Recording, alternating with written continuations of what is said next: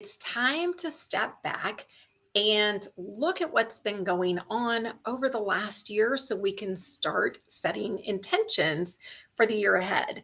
Now, if you're like most people, you may have some mixed emotions, especially if things haven't gone quite as planned. We're still we're still coming out of a pandemic. Maybe you're feeling frustrated because you haven't accomplished everything that you wanted to, or you're possibly stressed out because you're not anywhere close to that year-end revenue goal that you set for your business. Or on the flip side, maybe you're excited about the possibilities and everything that 2023 is going to bring your way.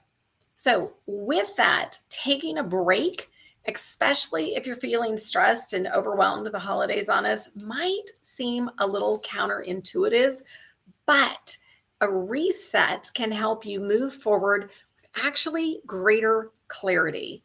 So, regardless of how you feel, it's important to remember that every day is a new opportunity. And with that, if you want the show notes, then comment reset below and I will be happy to send them your way, because if you join me live, you know that I tend to give you a lot of information in a short amount of time.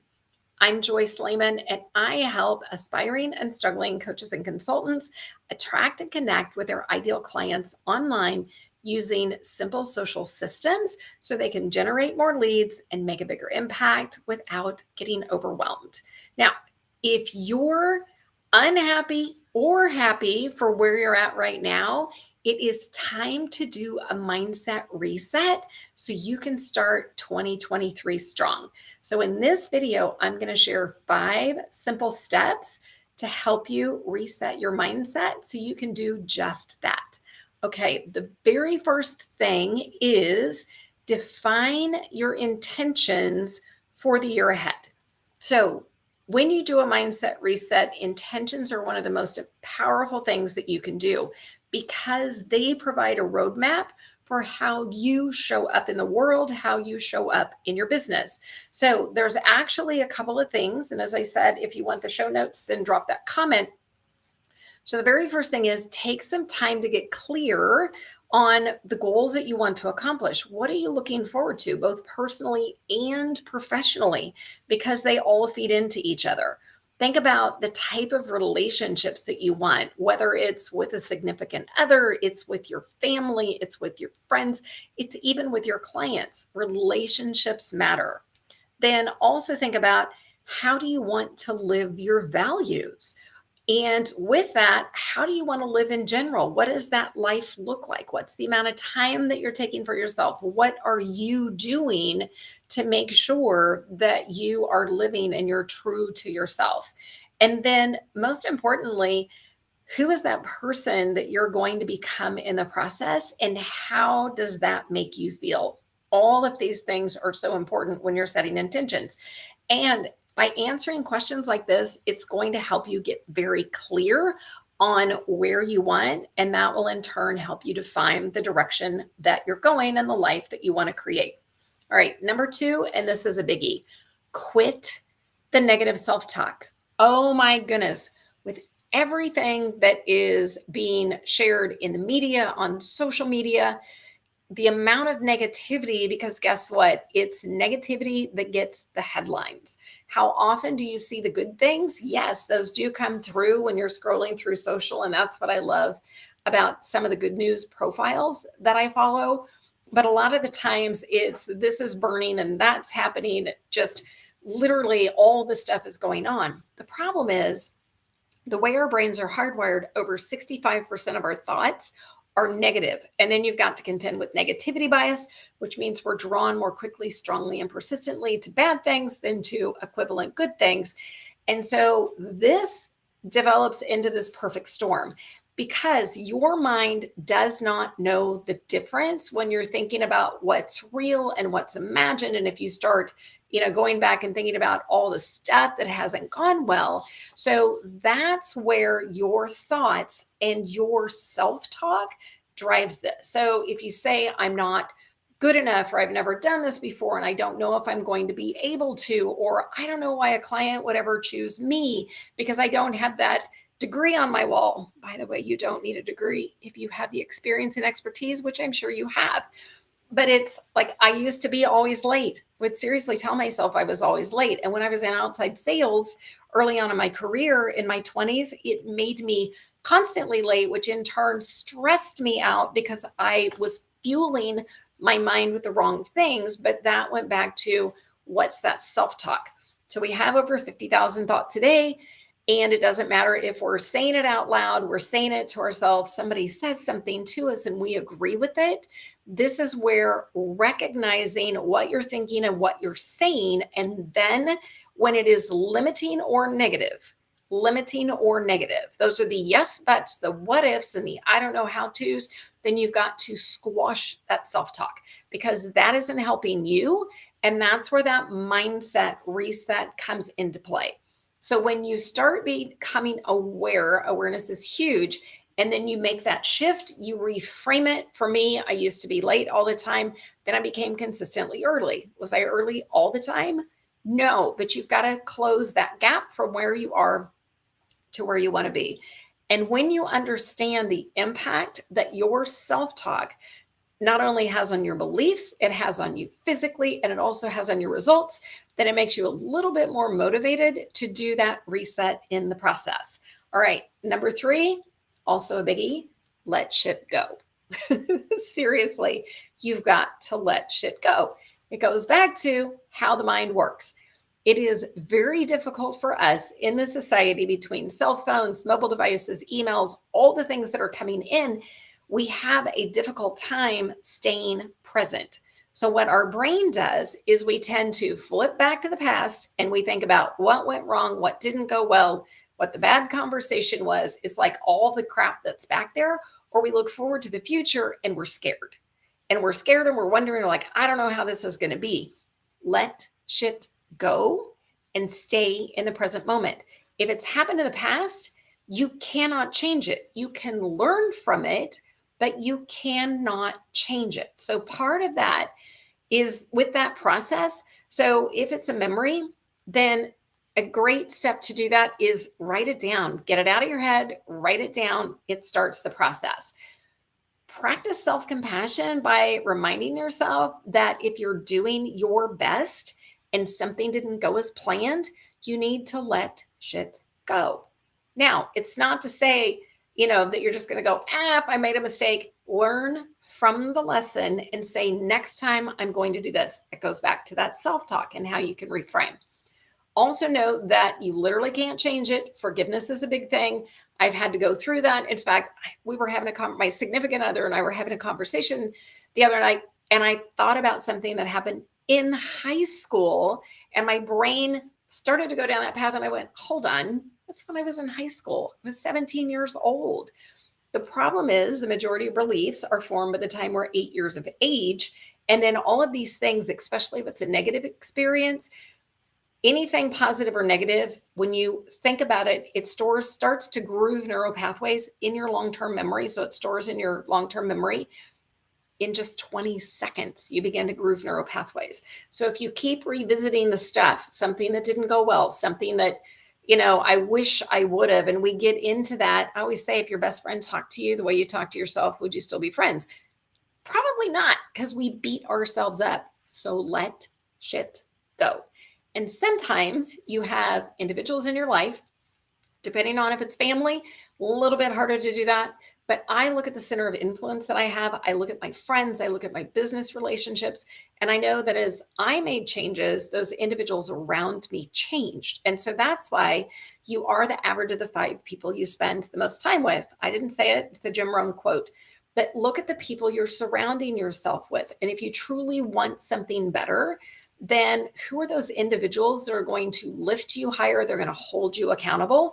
And sometimes you just got to let the other shit go, because when you do that, you open room for possibilities. All right, another big one, be kind to yourself. This goes along with letting shit go, and we tend to stay in the what didn't go right, what didn't go well, and we continue to beat ourselves up. You can't do that. This is where, the last couple of years have been filled with some unexpected and sometimes crazy things. So one of the most important things you can do is be kind to yourself, especially if you've had instances that you've lost somebody, you've had a health struggle, and goodness knows we've had enough things going on. But this is where, when you're kind to yourself, you can actually tap into your resilience, your creativity, resourcefulness. But as long as you're beating yourself up and it's that crappy self-talk or limiting self-talk, then you can't do that. So part of that is, how can you speak kindly to yourself? How can you respect yourself? How can you take 5 minutes a day minimum to take care of yourself, to give yourself? And I know a lot of women I talk to, I know a lot of guys that are working their tails off too, especially if they're single dads. And I know several guys like that. But a lot of times we tend to give so much to everybody else that we forget about ourselves in the process. It tends to get us stressed out, overworked, and then we don't have time to focus on ourselves, our business, the things that we need to. So if you truly want to show up for the other people, be kind to yourself. Now, a couple things that you can do is take time to appreciate all the wonderful things that you have going on. And even by wonderful, these can be tiny. Today, we have 60 degrees and it's in November. It's typically not warm like this, but it's like, this is pretty amazing weather. So taking that opportunity and focusing on gratitude, it does amazing things for your brain. Also think about whether it's the end of the day, the end of a week. It's like, look to see how far you've come and what you've accomplished. And it really doesn't have to be complicated with this. When it comes to gratitude, one of the best things you can do to help actually rewire your brain is, at the end of the day, write down 3 things that you're grateful for. Maybe it's chocolate.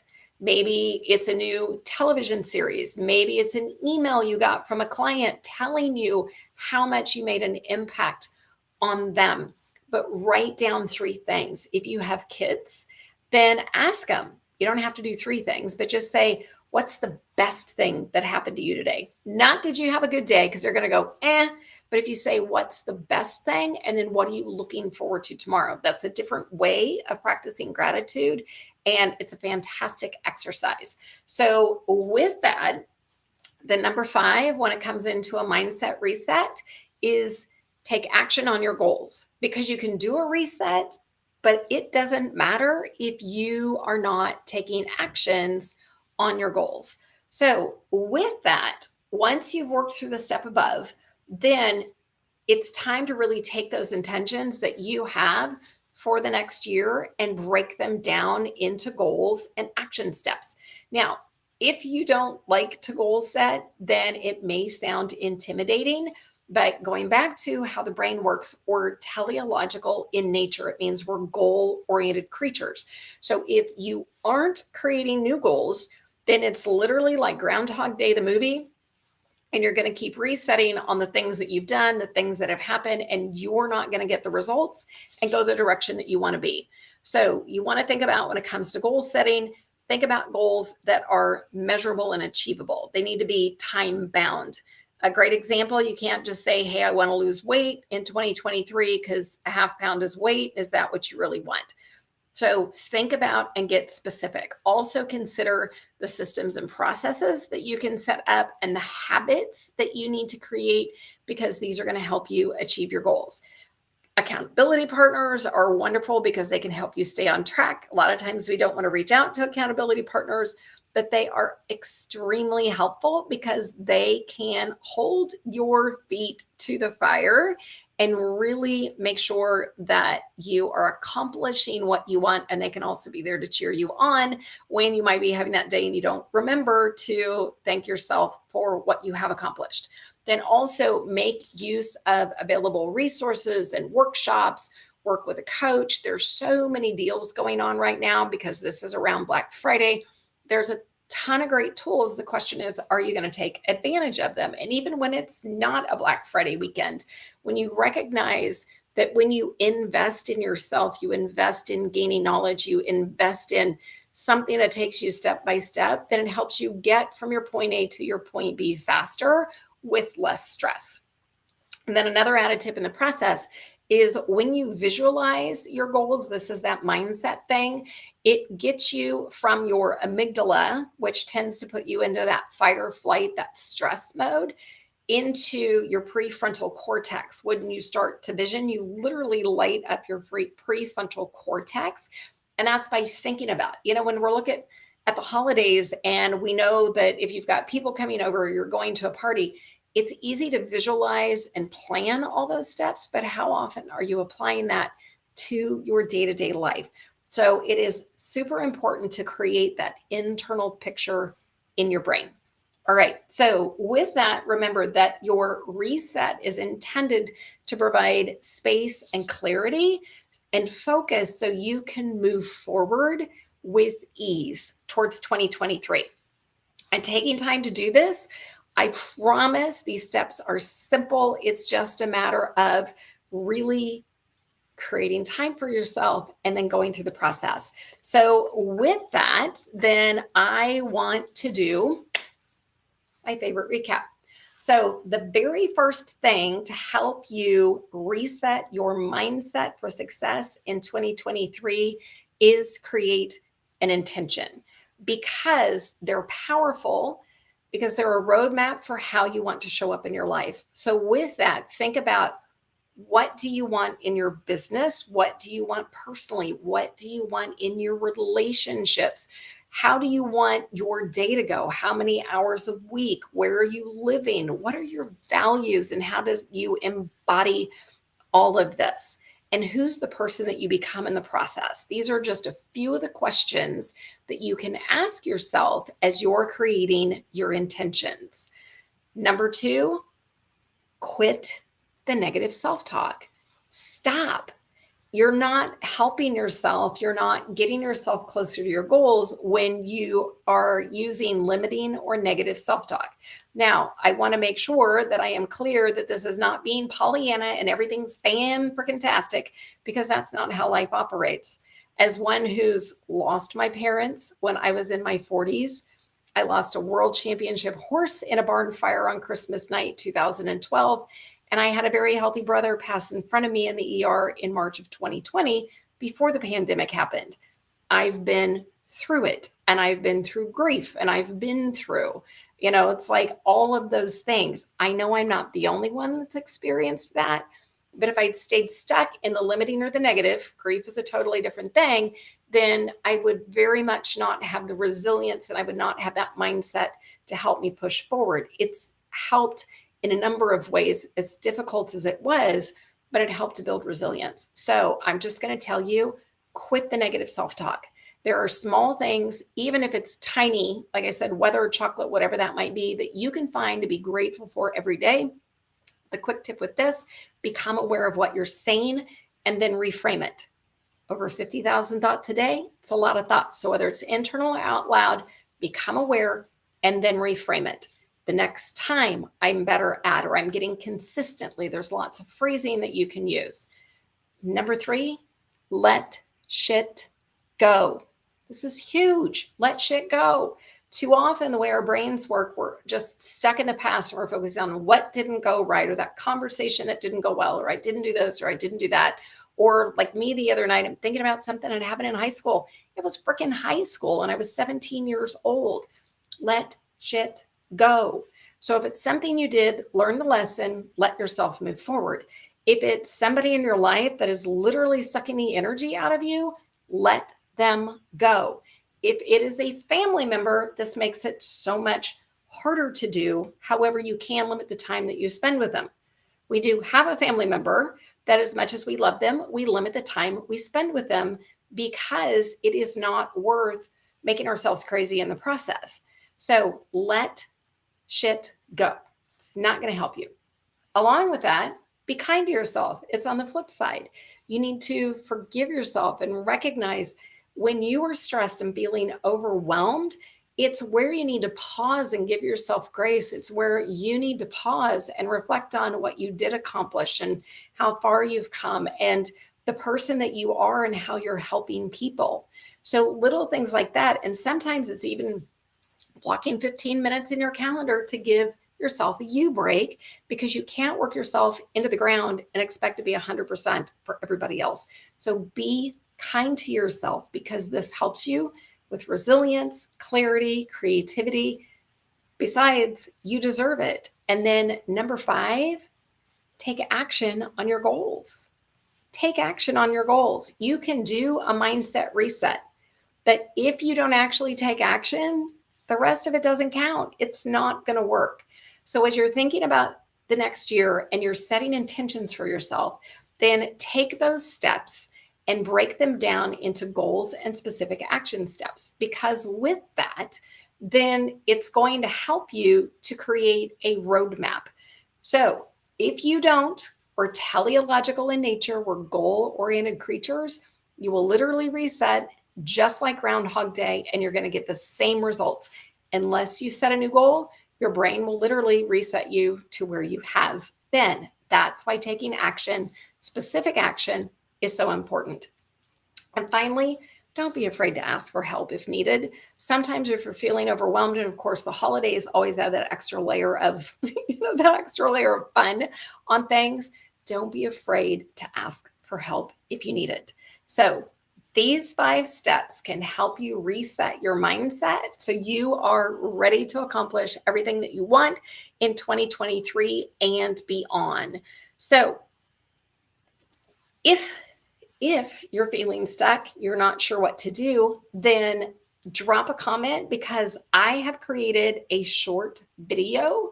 Actually, it's a couple of things that I didn't share here that will help you reach your goals sooner than later. So with that, then I'm going to put this back out to say, drop the word reset to get the show notes. And if you want that other video that I talked about, quick video, then drop the word video and I will make sure and send it your way. So I hope you're having a wonderful week, a wonderful holiday weekend, and I can't wait to see everything that you accomplish in the